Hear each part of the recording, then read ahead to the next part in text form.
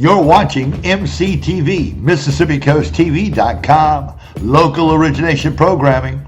The following is brought to you by Tri-County Productions. Gator Boys Barbershop at 1626 Pass Road in Biloxi outside Keesler Gate 7. Gator Boys. And by Southern Bound Books at 1015 Howard Avenue in Biloxi. It's a place to go for new and used books. And Signs Plus. Hello, God bless you all, and thank you for tuning in to End Times in America on MississippiCoastTV.com. I'm glad that we're seeing some interest in what we're doing, and I'm so thankful for your prayers. Again, I am doing my best to share with you some things that I discovered in my Bible study. But I'm also very interested in politics, so I want to mention a couple of things that are going on. And Rev and I have already talked about these women coming into Congress who are swearing in on the Qur'an, who want to wear the hijab. This is the Muslim garment. According to Islamic law, women are supposed to be covered. Now, in America, sometimes they don't use the full cover. They may have a scarf on their head, or if they are really following the actual directives of Mohammed, then they are completely covered and only have a covering that reveals their eyes alone. In some cases, only one eye. It's incredibly inhibiting and intimidating to think that women would be forced to wear this according to the teaching of Islam, Sharia, and the Qur'an itself. But here's the interesting part of it. Now they're coming up with an idea that we should have a National Hijab Day, where all women should stand in support of their Muslim sisters and wear a hijab. Oh my gosh, this is like so demeaning to women. If they think that Islam and Muslim women are free, Muslim women are considered of minimal value. In Islam, many women are trafficked as sex slaves. They are considered concubines, or they are property. There are Muslim women who are married, but did you know that a Muslim man can have up to 4 free Muslim women as wives? That at any time he says he divorces you, you are divorced? And that in a divorce, you don't go to a court of law. No, in a divorce, in Islam, the man takes the children and the woman can just be scooting off down the road, and Lord help her if there's not somebody else that she can get married to that will take care of her and possibly give her other children. It's a horrible, demeaning way of life. And interesting enough, Rashida, the congresswoman, I didn't write her last name down, and you know, she's been in the news. She's the one with the filthy mouth, and she had said that you know, she wants to get rid of Donald Trump. She wants to wear hijab in Congress. You know, they're putting all this out there like it's a wonderful thing. This woman has been married, I believe I read in her biography, and I'm not saying I know, I only read it in Wikipedia, which sometimes is full of mistakes, but my understanding is she's been married 3 times. This is not unusual in Islam. So do not think that Islam and Christianity are the same thing. Do not think that the Quran is like the Bible. It is not. And do not think that Muslims can support the Constitution of the United States, which guarantees freedom to women and independence to women, when they believe in the Quran, which encourages the enslavement and intimidation of women. There are so many things about Islam most Americans don't understand, but I will tell you this. In Islam, it is okay to lie in order to further the cause of Islam. When you're in a country where you're not the majority, you will work to gain influence through lying and deception. And I'm telling you, the first lie is to put your hand on the Quran and swear to uphold the Constitution. Impossible, my friends. That is impossible. You can't believe in the Quran and believe in the Constitution. And yet, there's a lie out there that they agree with each other. That Sharia, which is Islamic law, it's not Sharia law, it's just Sharia. The word means law, and it is Islamic law, and it does not agree with our Constitution at all. So you can lie to further your cause. Women are oppressed, abused. Female genital mutilation is a common practice in Islam, and some idiots, I think in Minnesota or Michigan, because we have huge Islamic communities there. That's where these two representatives are from. They are from Michigan, Detroit area, and from Minnesota. And one of them is from the Somali community. She's an immigrant from Somali. First immigrant congresswoman that we've had elected, a Muslim from Somali. And there is the other woman whose parents are came to the United States from the Palestinian world. Palestine hates Israel. Hates Israel. Muslims hate Israel. They're going to fight Trump on everything. And as I've shared with you before, God help us when we turn our back on Israel. That will be when we become the subject of destruction by God instead of the subject of blessing by God. I'm telling you, the Word of God is very specific about this. And the United States' greatness, its military might, and all, I believe God accomplished for us by us entering World War II and defeating the destructive forces of Hitler and his friends, the Japanese, who Hitler was determined to destroy the Jews. And guess what happened? You see, God is not mocked. You reap what you sow. And if we will bless Israel, we'll be blessed. But these individuals who are Muslim will never bless Israel. And the Palestinian heritage of Rashida, that is very scary, because she is totally, completely, I believe, following Islam's teachings that Israel must be destroyed. You know, we're so foolish in America because we think in the media is going to give us information. This is my friend from India who made this comment when I was sharing some of the things going on in American politics with him.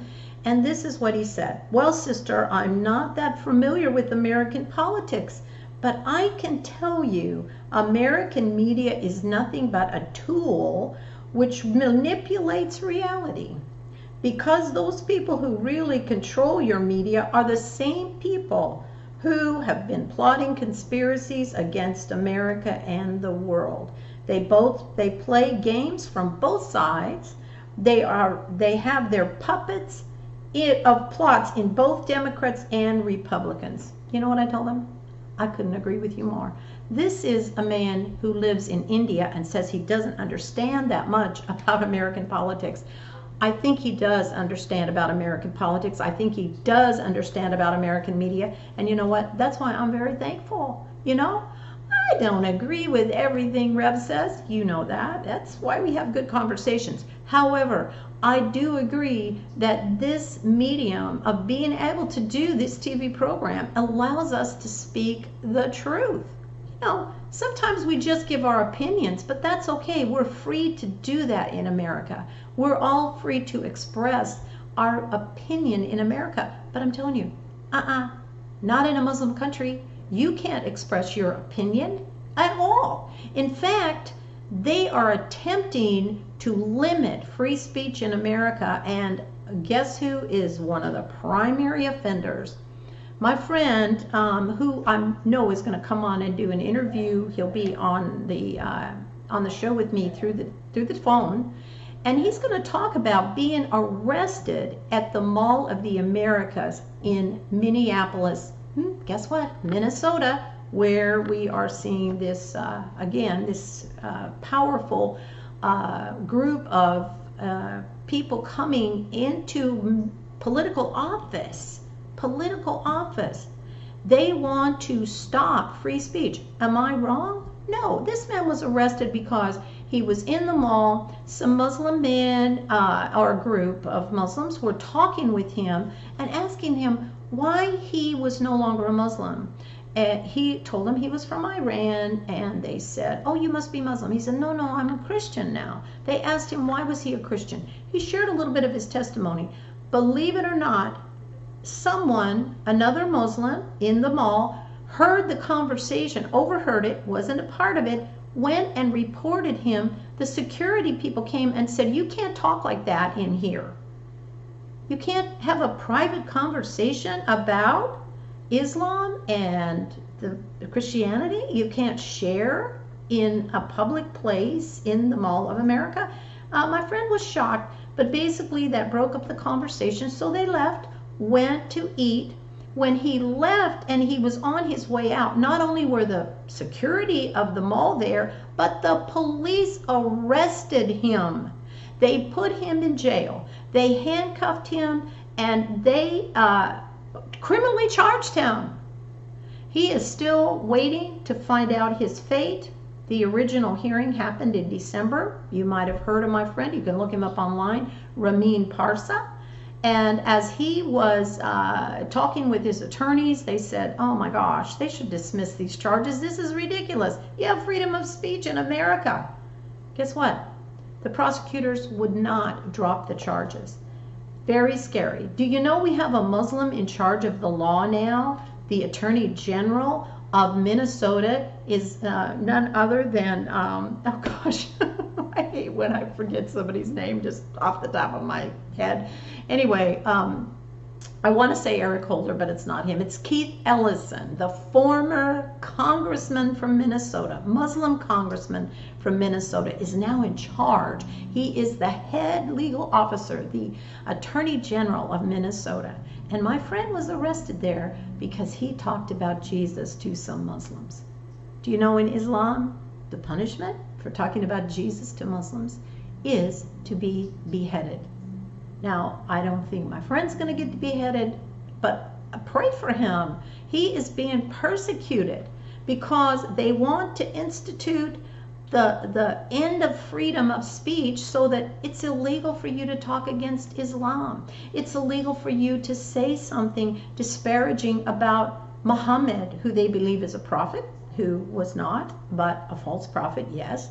And they do not want it to be allowed in the United States to say things that we know help people learn and understand the truth. You know, when I talk to you, I tell you, I'm not a prophet and I don't know everything. Sometimes I make some mistakes, but what I'm telling you to the best of my ability is the truth. There isn't any reason that we shouldn't allow people to speak out.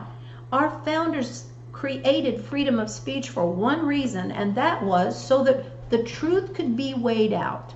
People could have their say, maybe have different opinions or different views, share their thoughts, and then the hearers of the conversation or the debate could decide what they believed or accepted as the truth. That's how the truth is revealed, is through the challenge that comes to us. So, you know, if y'all want to challenge me, that's okay, because I'll learn through that experience myself. Now, in the last little bit of minutes we have left for End Times in America today, I want to tell you, my friend, about the media is right. The story coming out about Judge Roy Moore, and they're now saying that people use techniques that they learned from Russian interference in our election to put him in a position to be defeated by spreading inaccurate information on him. Now, I saw a clip of a video of Nancy Pelosi speaking about the tactics they call smear wrap-up. And I was outraged because I thought she was just telling everybody what the Democrats do, because that is what they do. But actually, she was trying to say this is what Republicans do. I have a good, strong feeling that there's not many Democrats this ever happened to. It is Trump this happened to. Smear and wrap up means You tell a lie, and then you go to the media and report it, and then when the media reports it, you come back and say, oh, I read this in the paper, and the media is reporting this, it must be true. It is called smear wrap-up, and Nancy Pelosi knows how it works, she knows the name of it, and she says it's very common in politics. What does that tell me? It's very common with the Democrats, and this is what I believe they did to Roy Moore, it's what they did to Trump, and it is a technique that they are basically totally and completely accepting of. She wasn't outraged about this. She talked about it with a smile on her face. And maybe I'll have that clip posted on my Facebook page, or I've got to get the whole clip because somebody cut it and tried to manipulate it a little bit. But the truth is, Nancy Pelosi clearly knows this technique of smear and wrap up. Last thing I want you to know, I had somebody post and ask me, well, why are you so much politics? I thought this was about the Lord. I thought this was about religion. I want to tell you why. I've been talking about Daniel 8, and I'm going to come back to that next time. But I want to share with you something that comes from the book of Daniel that I think every wise person should think about. And that is Daniel 8, and let's see what verse it is, 25. This section of Daniel 8 is talking about the one who will rise up. That is often referred to as the Antichrist, although I think that's a misnomer. The Antichrist is the spirit, but there will be a very destructive evil leader that will rise up. And so people are asking me about this. Why do I talk about politics and mix it with religion? Oh, the two things you shouldn't talk about, politics and religion. But here we go. Because it says that, verse 25, and through his policy he shall cause craft to prosper in his hand, and he shall magnify himself in his heart, and by peace shall destroy many. Some of you have heard that verse, and you know, oh well, when they say peace, it means sudden destruction will come. Listen to this though. You pass up this part where it says through his policy. My friends, policy is politics. Policy, politics. Same root word here. Through his politics. Through his politics. And listen to this. And he shall cause craft to prosper. What is craft? It means deceiving. The word crafty, craftiness, that's what it's about. To be crafty. He shall cause, through his politics, he'll cause craftiness, deception to prosper. I'm telling you, my friends, God says, thou shalt not bear false witness against thy neighbor. It's one of the 10 commandments, and it is so ignored today. It is all about deception. It is all about lying. It's all about deceiving, and it's all about slandering, not fearing God at all, that you shouldn't bear false witness against your neighbor. My friends, it's end times in America, but look up, Jesus is coming soon. Just be prepared for the challenges that face us, because this is a time of tribulation, trial, and we need God to give us wisdom and to help us through these times. I hope you have a wonderful new year. God help you if you are confused right now to see the light. But I want to thank you for joining me on MississippiCoastTV.com. I hope you'll tune in again, and God bless you all. Thank you. For more details on End Times in America, contact Christy at endtimesinamerica@gmail.com.